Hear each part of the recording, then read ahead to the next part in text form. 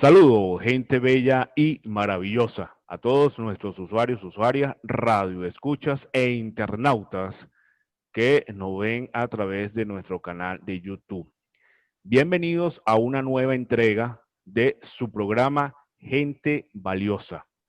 Programa que se transmite desde los Altos Mirandinos. Programa conducido por su interlocutor, Johnny Terán, certificado de locución número 50.236. En esta oportunidad contamos con la presencia del doctor Ricardo José Rodríguez, psicólogo.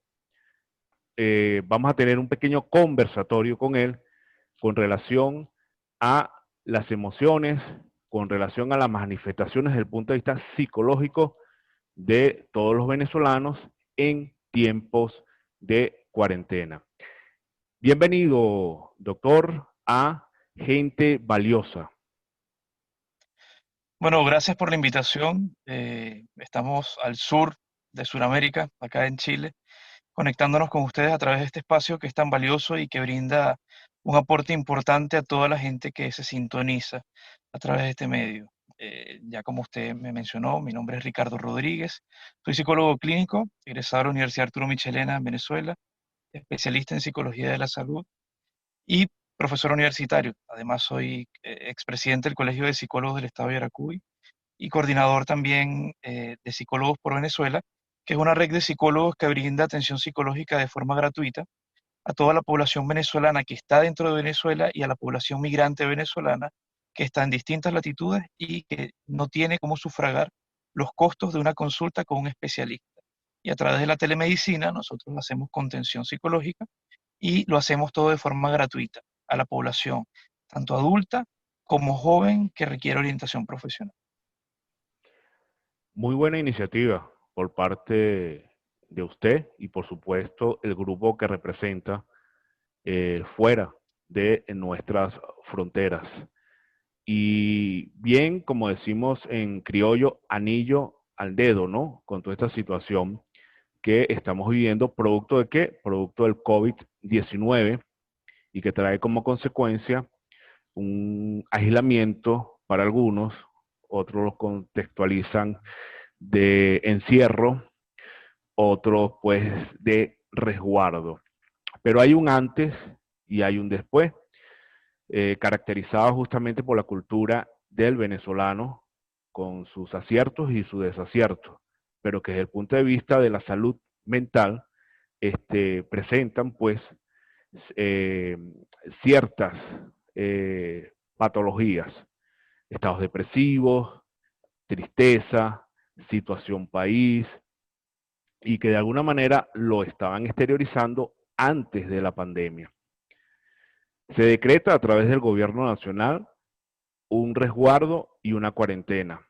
Y esto, ¿cómo afecta las emociones del venezolano, tomando en consideración que de alguna manera ya venían afectados por una crisis o situación país, doctor? Sí, la situación de la salud mental del venezolano, haciendo un análisis en el tiempo, se ha ido afectando de forma progresiva y en distintos escenarios. Recordemos que en Venezuela vivimos una situación bien peculiar desde todo punto de vista, económico, político y social, donde hay una polarización, dos bandos de un solo país que se encuentra dividido. Hay interpretaciones políticas de eso, no somos políticos, yo tampoco me voy a sumergir en ese mundo, pero ciertamente la salud del venezolano se ha ido afectando de forma progresiva y paulatina. Yo he hablado en algunos escenarios de que ha estado en terapia intensiva la salud mental del venezolano porque ha puesto sus emociones a extremos límites bien peculiares, bien particulares. En la situación actual, ciertamente, vivimos una pandemia que ha llevado que el ser humano tome el resguardo propio para salvaguardar su vida, situación que también ha llevado a que la salud mental, para poder gozar de buena salud mental, es generar vínculos con otros seres humanos. En Venezuela, dadas las complicaciones de la telecomunicación, ya se hace muy difícil comunicarse de una región a otra. El tema de la gasolina hace que se imposibilite el traslado y la movilidad que nos beneficia y que nos lleva a vivir, digamos, en armonía con mi prójimo. Y también entonces el COVID-19, que es una pandemia, un virus invisible, silencioso, pero muy impactante en la vida de quien lo puede padecer, llevó a que los diversos gobiernos de Latinoamérica, en este caso el venezolano, tomara medidas extremas para salvaguardar la vida de su ciudadanía. Pero esto trae consigo alteraciones emocionales importantes, porque ya no hablamos de alguien que vivía en la libertad de expresar sus impotencias, inconformidades, malestares, estrés, ansiedades. Ahora vemos que la gente está en su casa, ensimismada en sus conflictos, está ahogándose en sus problemas y que no hay forma de expresarlos. Entonces vamos a ver que se han incrementado exponencialmente los cuadros de ansiedad, de depresión, de ideación suicida, cosa que era muy crítico en el venezolano. Antes no se veía los niveles tan elevados de suicidio que estamos viviendo en este momento. Los niveles de suicidio se han incrementado, los niveles de violencia intrafamiliar. También, ¿por qué? Porque no es lo mismo convivir en un lugar donde tú vas a dormir en las noches y sales muy temprano en la mañana a trabajar, Claro. a verte inmerso en un ámbito reducido donde están todos compartiendo el mismo ambiente, donde no hay separaciones, donde no hay espacios, donde no hay libertades individuales, porque el espacio termina haciéndose bien, bien corto, bien, bien pequeño, ¿no? Para la convivencia. Empiezan a florecer conflictos que quizás estuvieron opacados o solapados en el tiempo dentro de la dinámica familiar y que se manifiestan en episodios como este o en situaciones como estas, donde estamos todos en un mismo lugar, en un mismo terreno.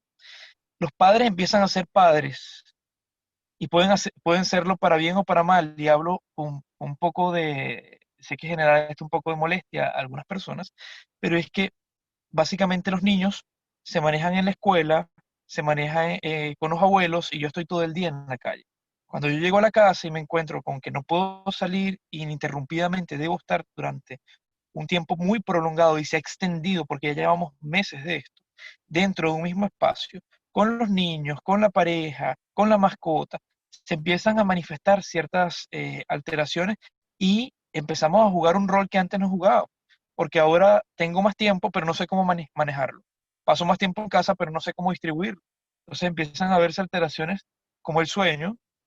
Estadísticamente se han incrementado muchísimo las alteraciones del ciclo del sueño en este periodo de cuarentena porque no hay una exposición prolongada a la luz solar y mi cerebro no identifica bien qué patrón jugar, si es de día o de noche y la luz artificial hace mucho daño. La convivencia se hace complicada y los niños a veces nos sacan de control. Sin duda alguna, que tiene toda la razón desde este punto de vista.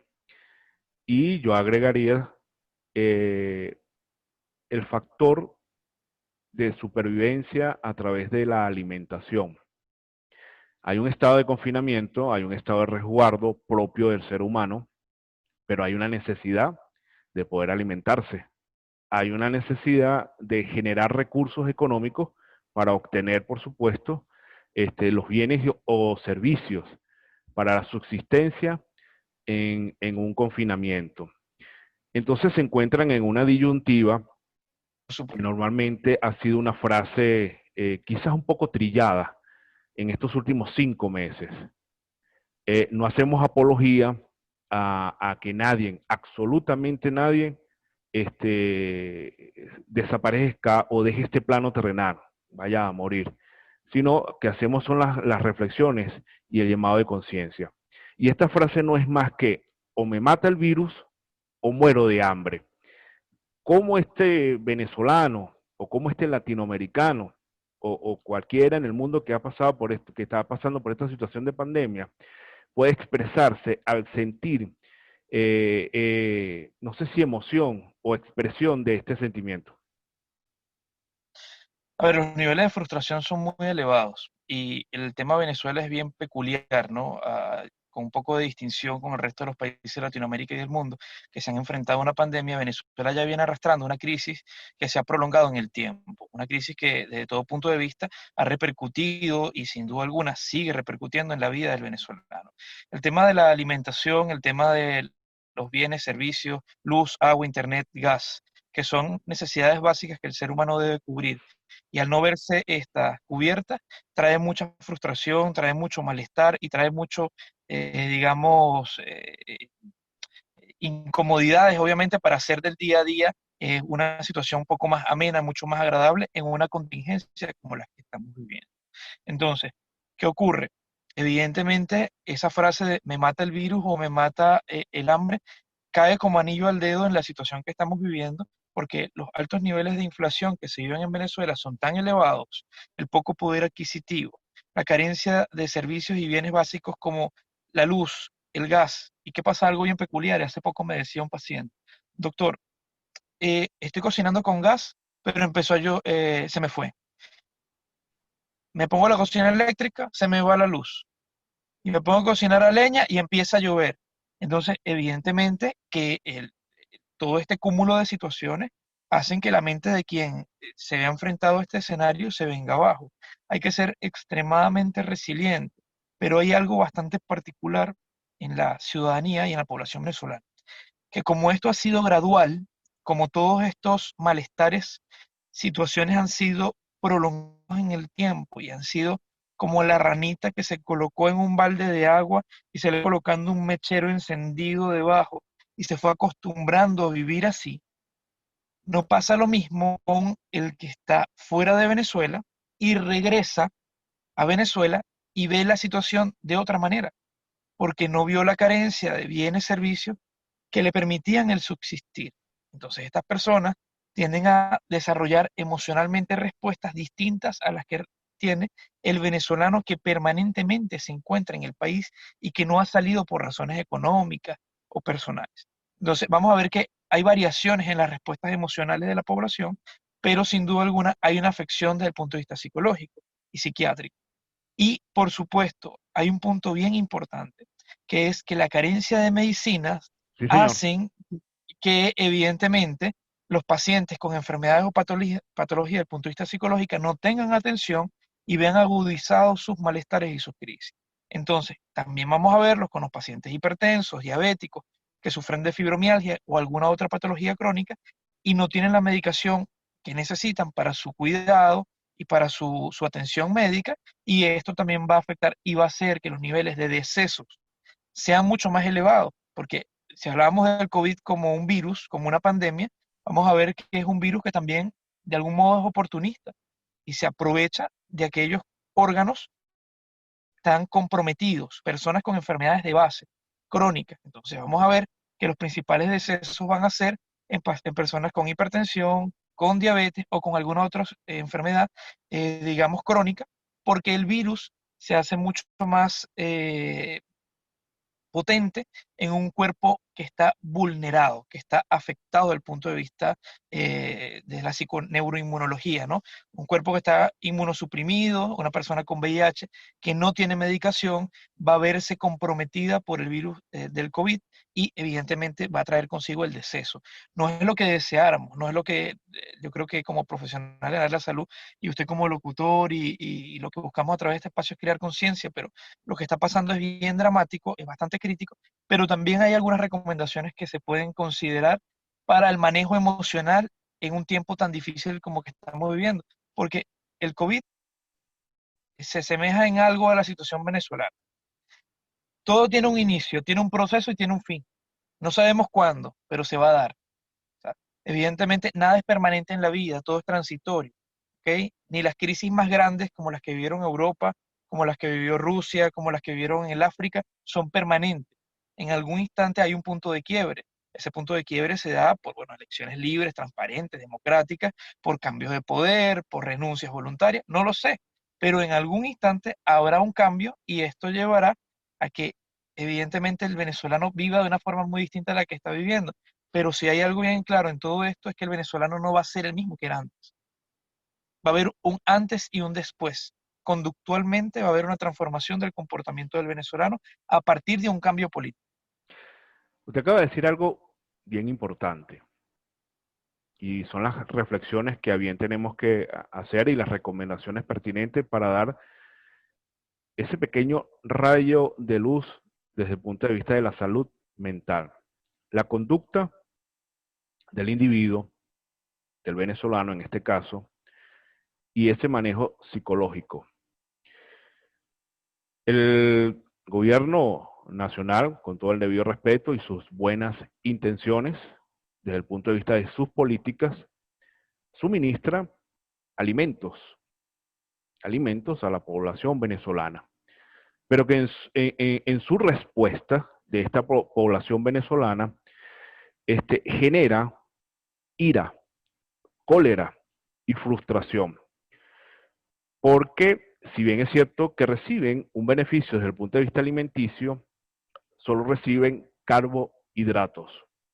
Entonces las frases muy comunes son, ajá, ¿con qué me como la pasta? ¿Con qué me como el arroz? Y esto genera una ira y una cólera y una frustración en el venezolano. O sea, ¿cómo manejar eso? Es terrible, y realmente no hay una forma definida para manejar una situación como esta. Y recordemos algo, los carbohidratos son alimentos que luego se convierten en azúcares y que te generan en algún instante un punto de saciedad, pero que te genera un enorme daño en el organismo porque no representan la única carga alimenticia que, la dieta alimenticia que requiere digamos, el individuo para su subsistir. Y recordemos que los carbohidratos también son el enemigo número uno del sistema nervioso. Entonces vamos a entender que los azúcares, grasas y carbohidratos son el enemigo número uno de todos aquellos individuos o personas que pueden verse afectados por alguna alteración psicológica desde el punto de vista mental. Entonces, no hay una forma definida para manejar la frustración que produce todo esto.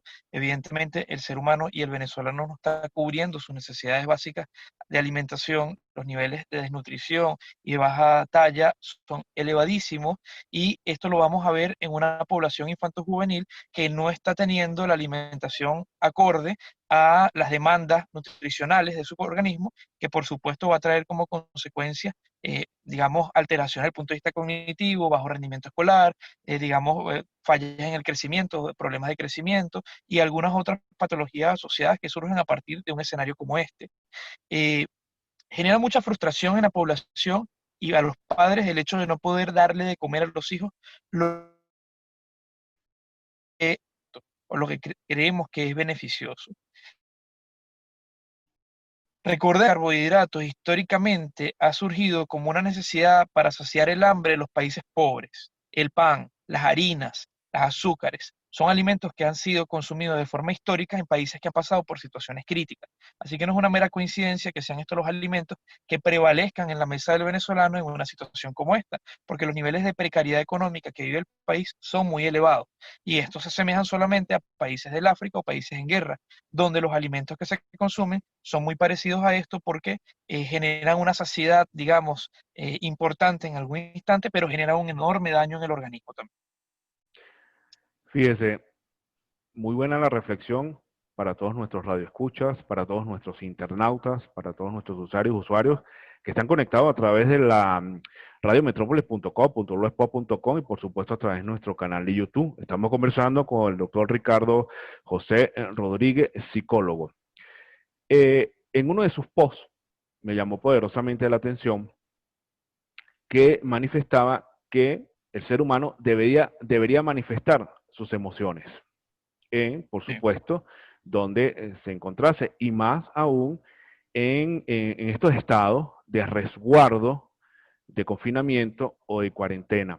Recientemente, en el estado de La Guaira, un individuo que ya está detenido, maltrató a una niña de 3 años, que es su hija, y la golpeó fuertemente y expresaba cólera, ira, y como que si odiase a su hija.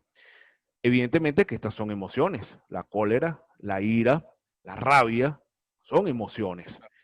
Y este individuo está expresando en ese momento, pero en contra de su hija. Obviamente, la esposa, que también ha sido maltratada, este, grabó la escena a través de su teléfono celular y llamó a los organismos de seguridad del Estado. Inmediatamente los organismos de seguridad del Estado de La Guaira tomaron acción.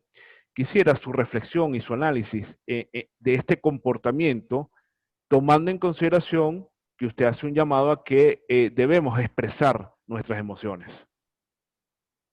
Claro, hay que diferenciar y tener las cosas bien claras. La violencia, desde ningún punto de vista, representa una expresión emocional como la que en su minuto yo he, digamos, invitado a expresar, ¿no? Eh, a ver, el llanto, la alegría, la tristeza, la rabia son emociones que debemos manifestar y deber canalizar, saber canalizar. El no expresarlas lleva a un alto nivel de frustración y un enorme malestar emocional que trae consigo alteraciones desde el punto de vista psicosomáticos bien importantes.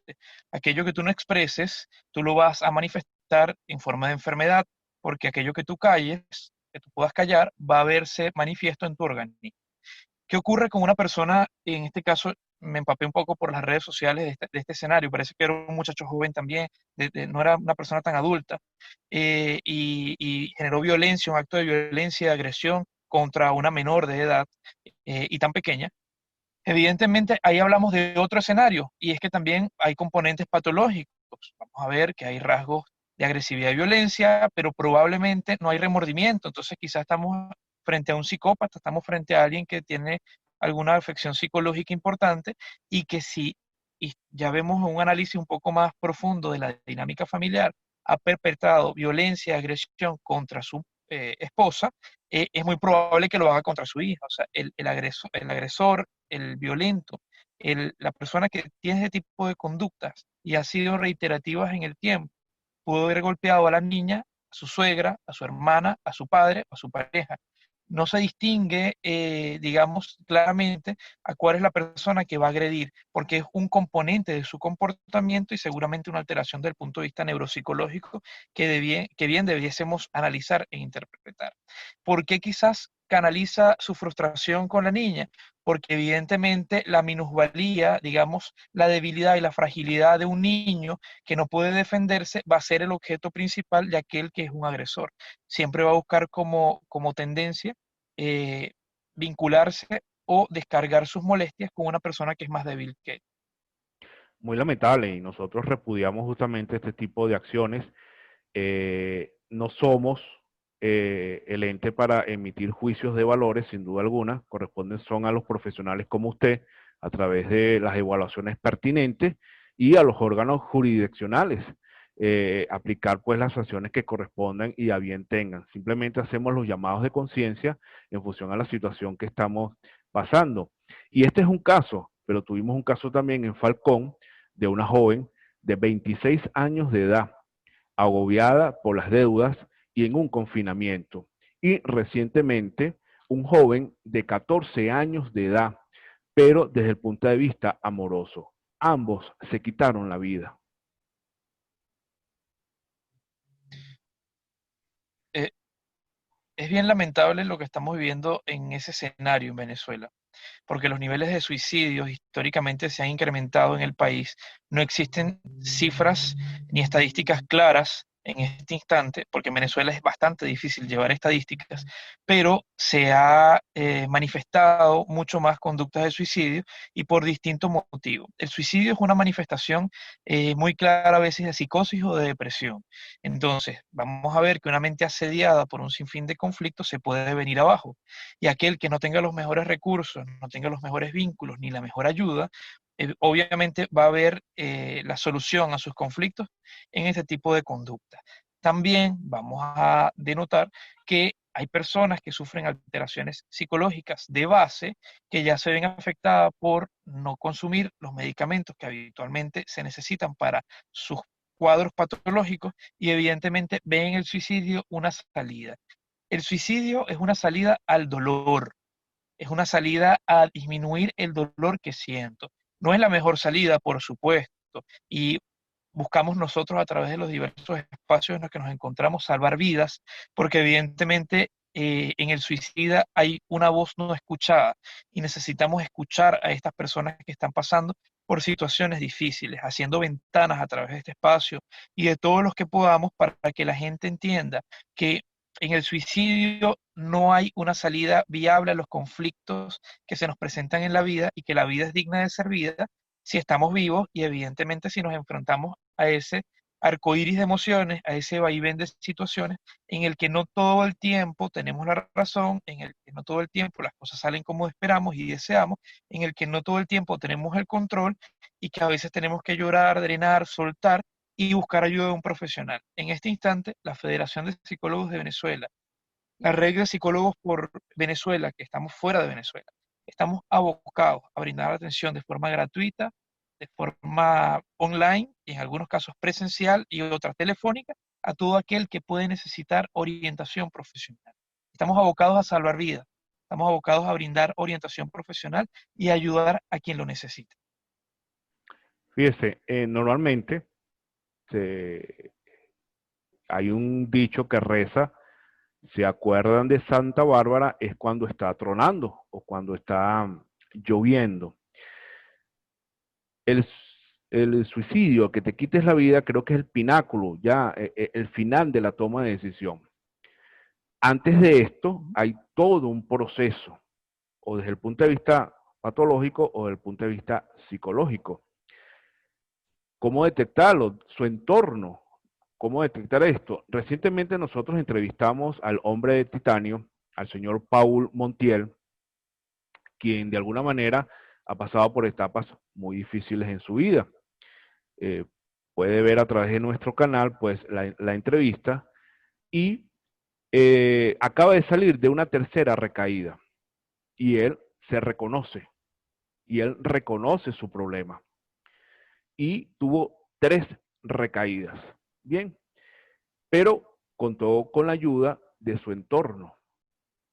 ¿Cuán importante es el entorno de una persona que se encuentre bajo un estado patológico o bajo un estado depresivo para que no tome esta decisión? Fundamental. El apoyo psicosocial, el acompañamiento familiar, la conciencia de enfermedad, el apoyo farmacológico y psicoterapéutico es fundamental en un proceso de recuperación de un paciente que sufre un cuadro depresivo. Entendamos que la depresión no es más que una afección psicológica que lleva a que el individuo pierda motivación. La depresión es catalogada para los terapeutas como la enfermedad de la voluntad. La persona pierde todo tipo de energía, se ve ensimismado en sus conflictos, no tiene motivación alguna, no hay alegrías que sustituyan el dolor, hay un dolor que es permanente, que es crónico y que es constante y que se puede, digamos, eh, la persona se puede ver afectada por él a partir de un duelo, una separación, una ruptura o por un desorden bioquímico también en su cerebro. Hay razones exógenas y endógenas para interpretar la depresión, pero bien es cierto que el apoyo psicosocial, el apoyo familiar y la conciencia de enfermedad de quien padece ese cuadro es bien importante y necesario para que pueda sobreponerse a la situación. Hay personas que con un tratamiento adecuado, con orientaciones terapéuticas importantes, con apoyo familiar, puede sobrellevar su situación sin ningún tipo de problema. Pero una persona con un cuadro de bipolaridad, un cuadro de depresión mayor o una depresión endógena, crónica, eh, va a verse mucho más disminuido y requiere mucho más la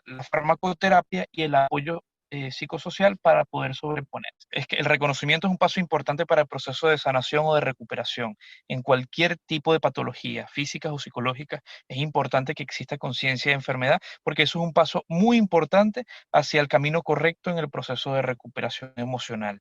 En el caso de los pacientes depresivos, evidentemente, cuando hay un grado de conciencia elevado, le permite al paciente pues, conducirse hacia ciertas conductas y a su entorno conducirlo y apoyarlo hacia ese tipo de prácticas de conductas que sean beneficiosas y que traigan consigo, digamos, respuestas favorables a su cuadro actual.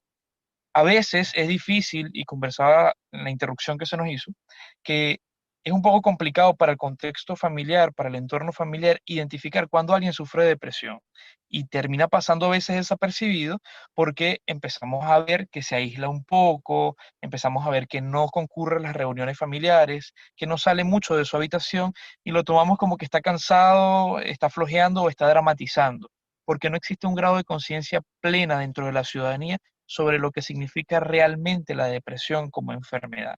Y la depresión es la enfermedad de la voluntad. Hay una pérdida de energía importante. La persona que sufre de depresión no hace las cosas no porque no quiere, sino porque no puede. No come no porque tenga inapetencia voluntaria, sino porque es un síntoma propio de la enfermedad o hay un aumento del deseo del consumo alimenticio. Hay inapetencia sexual, hay necesidad de durar en la cama más tiempo de lo habitual, o incluso pasar todo el día en ella o no salir de la cama. Hay falta de interés por asearse, por bañarse, por salir, llevar sol, por compartir con los demás, por ver televisión, por utilizar el celular, por conversar con los amigos. Entonces vamos a ver que hay una disminución importante en la energía vital del que es depresivo. Y uno de los mejores indicadores que podemos utilizar dentro del entorno y el contexto familiar es ver el aislamiento. Habitualmente no se aislaba y empezó a aislarse.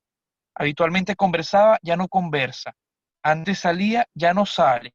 Antes se aseaba, era bien cuidadoso de su aspecto y ahora no se asea. Antes se levantaba temprano, ahora dura todo el día en la cama. Hay indicadores que son muy claros y que tenemos que considerar a la hora de analizar si una persona sufre de depresión. Qué bueno. Fíjese, ¿no? En base a ese análisis que usted acaba de hacer y a esos indicadores, cuando se detecta quizás en algún núcleo familiar de un individuo o de una persona y se le hace la sugerencia de buscar ayuda desde el punto de vista psicológico o desde el punto de vista médico, inmediatamente hay una reacción. Los psicólogos o los psiquiatras se han estigmatizado o se han satanizado como los loqueros, como las personas que dicen que están más locos, con el debido respeto, por supuesto, esto es un análisis que vamos a hacer, con relación a la persona que verdaderamente tiene una afectación desde el punto de vista mental. Entonces dice, no, no, eso no me está ocurriendo a mí, yo estoy bien, yo no tengo por qué ir a ningún psicólogo. Y es el rechazo y la negativa inmediata ante una propuesta de acudir a una ayuda psicológica o psiquiátrica, doctor. Sí, por supuesto.